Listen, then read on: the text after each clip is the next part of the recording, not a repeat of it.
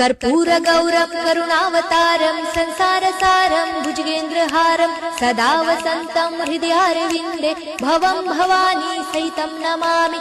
मन्दारमाला कलितालकाये कपालमालं गीतसुन्दराय दिव्याम्बराय च दिगम्बराय नमः शिवाय च नमः शिवाय।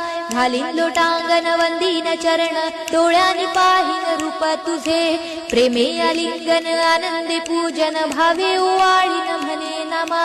त्वमेव माता पिता त्वमेव बंधु सखा त्वमेव विद्या द्रविणं त्वमेव सर्वं मम देव। कायेन वाचा मनसेन्द्रियर्वा बुद्ध्यात्मना वा प्रकृति स्वभावात् करोमि यज्ञं सकलं परस्मै नारायणायति समर्पयामि।